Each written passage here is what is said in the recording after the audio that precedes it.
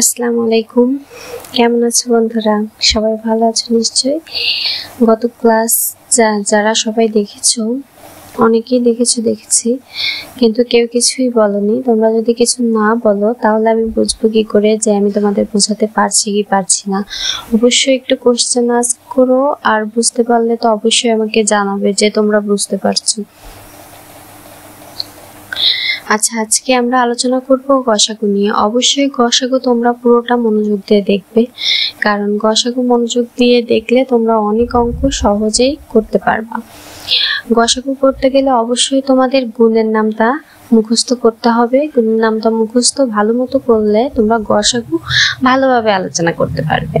একটু গসাগু করার আগে একটু গুণের নামটাগুলো এক নজরে দেখে আসুন, তাহলে ভালো হবে তোমাদের জন্য। আচ্ছা, তাহলে এই কথা না বাড়িয়ে শুরু করি গসাগু আলোচনা।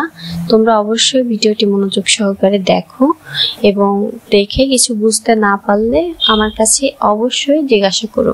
আর যদি বুঝতে পারো অবশ্যই একটা লাইক দিও, যাতে আমি বুঝবো যে অবশ্যই আমি তোমাদের বোঝাতে পেরেছি। তাহলে তোমরা শুরু করো গসাগু আলোচনা।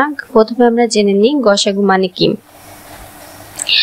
দুটি বা ততোধিক সংখ্যার সবচেয়ে বড় সেই সংখ্যা যা দিয়ে সবগুলো সংখ্যাকে ভাগ দেওয়া যায়। অর্থাৎ গসাগু হচ্ছে দুটি বা ততোধিক সংখ্যার সবচেয়ে বড় সেই সংখ্যা যা দিয়ে সবগুলো সংখ্যাকে ভাগ দেওয়া যায়। আমরা যদি একটু বুঝে নিই যে গসাগু কিভাবে করতে হয়। গসাগু করার পদ্ধতি হচ্ছে দুটি বা তার অধিক সংখ্যা থাকবে যেটাকে আমরা ভাগ করব। আসলে এখানে আমি দেখো তোমাদের পদ্ধতি 1, 2 লিখে সবকিছু ক্লিয়ারলি বুঝিয়ে লিখেছি এখানে খাতায়, সেটি আমি তোমাদেরকে বুঝিয়ে দেব। তোমরা দয়া করে একটু মনোযোগী হও। এখানে দেখো পদ্ধতি 1 আছে, গুণনীয়ক তালিকা তৈরি করে। গুণনীয়ক কিভাবে তালিকা তৈরি করে?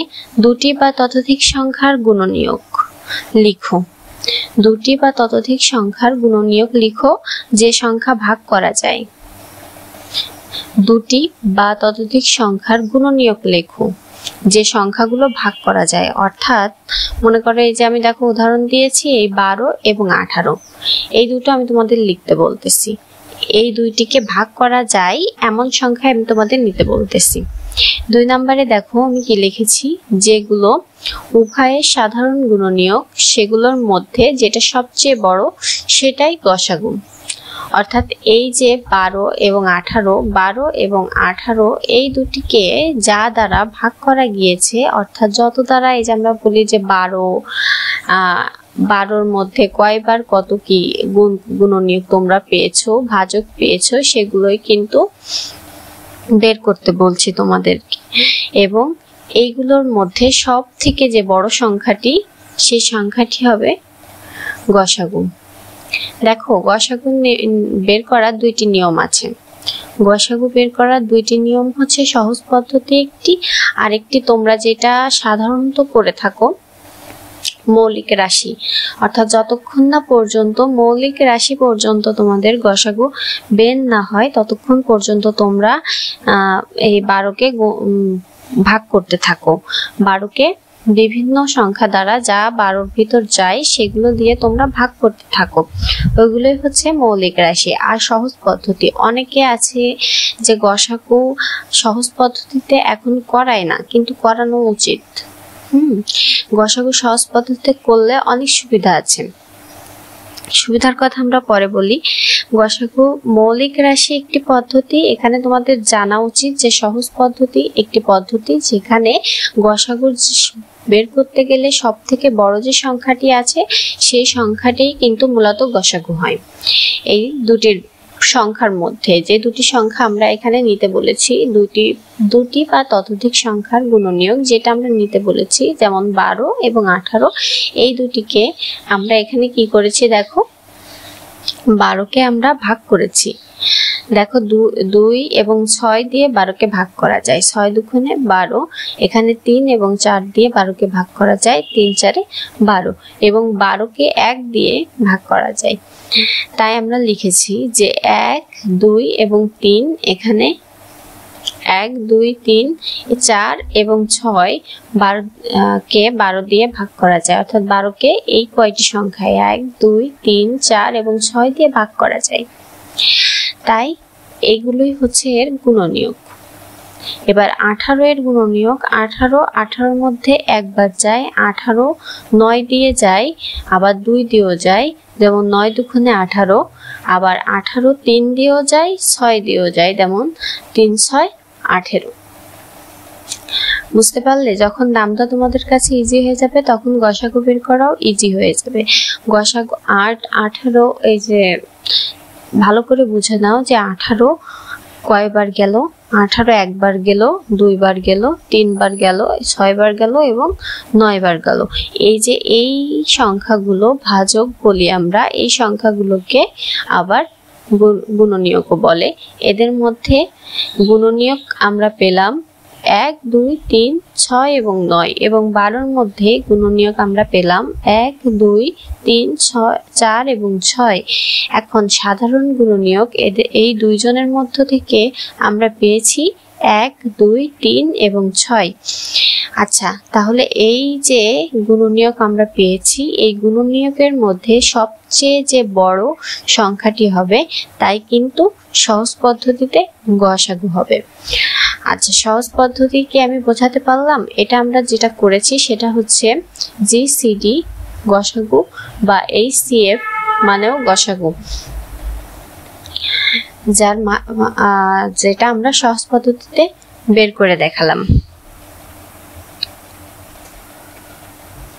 এবার আমরা যদি আসি মৌলিক পদ্ধতিতে, অর্থাৎ যতদূর আমরা পদ্ধতি 2 নাম্বার দেখে নিই, যে মৌলিক রাশি পদ্ধতি, মৌলিক রাশি বিশ্লেষণ অথবা পায়েরি পদ্ধতিতে।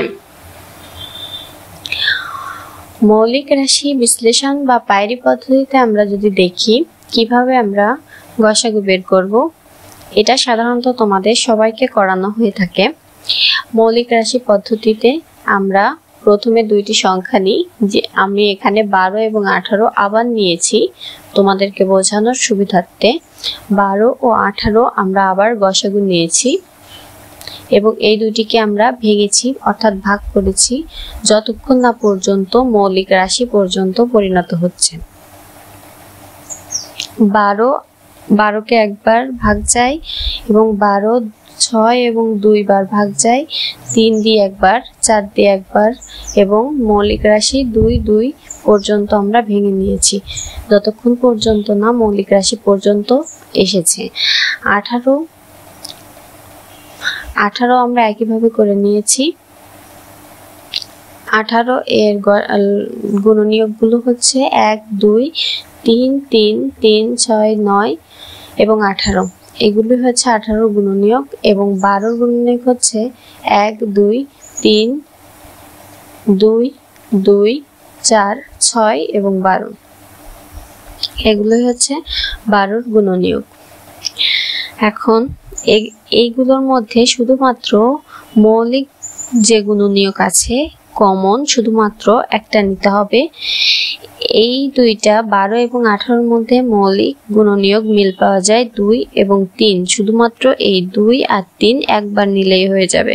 এর মধ্যে একবার 2, এটা একবার 2 নিয়েছি, এর মধ্যে 2, এই যে 3 আছে একবার, এখানে 2 বার আছে, কিন্তু একবার 3 নিলেই হয়ে যাচ্ছে মৌলিক রাশি বিশ্লেষণ পদ্ধতিতে। তাই আমরা 2 এবং 3 গুণ করে পাই গসাগু 6। এটি হচ্ছে মূলত মৌলিক রাশি বিশ্লেষণ পদ্ধতিতে গসাগু। এটা তোমরা অনেকেই পারো, মৌলিক রাশি বিশ্লেষণ ক্লাস 5-এও করে এসেছো, এই জন্য তোমরা অনেকেই পারো। এবার আমি যদি তোমাদের এই পদ্ধতিতে আবারও সহমৌলিক চেনাই,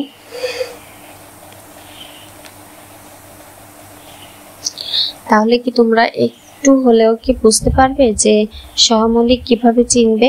সহমৌলিক হতে হলে গসাগু 1 হতে হবে। গসাগু 1 ছাড়া আরো সংখ্যা থাকলে ও তা সহমৌলিক নয়। গসাগু 1 হতে হবে অবশ্যই, এবং গসাগু 1 ছাড়া আরো সংখ্যা থাকলেও তা সহমৌলিক হবে না। অর্থাৎ আমি যদি তোমাদের 9 ও 25 দিয়ে ভাগ করে দেখাই, অর্থাৎ 9 এবং 25 ভেঙে দেখাই, তাহলে 9 3 বার যায়, 3 তিরিকে 9 এবং 9 একবার যায়, 9 কে 9। 25 এর মধ্যে একবার যায়, 25 কে 25 এবং 25 এর মধ্যে 5 বার যায়, 5 5 25। এখন এদের সব মৌলিক গুণনীয়ক পাওয়া গেছে, তবে এদের মধ্যে কমন শুধুমাত্র 1, তাই এটি সহমৌলিক। অর্থাৎ আমি যেটা বোঝাতে চাচ্ছি যে সহমৌলিক গসাগুর ক্ষেত্রে একই পদ্ধতিতে গসাগু তোমরা ভেঙে ফেলবে, অর্থাৎ প্রত্যেকটা যে সংখ্যা তোমাদের ভাঙতে বলবে সেই সংখ্যা অন্য পৃষ্ঠায় আমরা যে 12 এবং 18 করে আসছি, ওইভাবে যদি 12 এবং 18কে যদি বলে সহমৌলিক, যে এটা কি সহমৌলিক কিনা বের করো। 12 এবং 18-র মধ্যে 1 ছাড়াও কিন্তু 2, 3, 6 এগুলো কমন পাওয়া গিয়েছে, সহজ পদ্ধতিতেও হোক আর মৌলিক পদ্ধতিতেও হোক কমন পাওয়া গিয়েছে 1 থেকে অন্যগুলো। অতএব ওই সংখ্যাদ্বয় কিন্তু সহমৌলিক হবে না। সহমৌলিক হতে গেলে শুধুমাত্র একই কমন হতে হবে। যেমন 9 এবং 25-এর ক্ষেত্রে এখানে আমরা 3, 3, 1, 9 গুণনীয়ক পেয়েছিলাম এবং 1, 5, 5, 25 গুণনীয়ক পেয়েছিলাম, কিন্তু দুইটার মধ্যে কমন কিন্তু শুধুমাত্র একই পেয়েছি। আদার কোনো সংখ্যা কিন্তু একটি অপরটির সঙ্গে মিল খায়নি। অতএব 1 এবং 1 মিলে যাওয়ার জন্য উভয় সংখ্যাদ্বয় কিন্তু সহমৌলিক হয়েছে। আশা করি তোমরা গসাগু বুঝতে পেরেছো। গসাগুর যে নিয়ম আমি তোমাদের দেখিয়েছি, আশা করি তোমাদের বোধগম্য হয়েছে। অতএব তোমরা যদি কিছু আরো জানতে চাও, বিশ্লেষণ কোনো প্রশ্ন থাকে, অবশ্যই আমাকে জানাও প্লিজ। আমি অনেক কষ্ট করে তোমাদের জন্য গাইড করি। তোমরা যদি একটু জানাও আমার পক্ষে সহজ হয়। আজকের জন্য এটুকুই, আগামী ক্লাসে আবার দেখা হবে। ধন্যবাদ।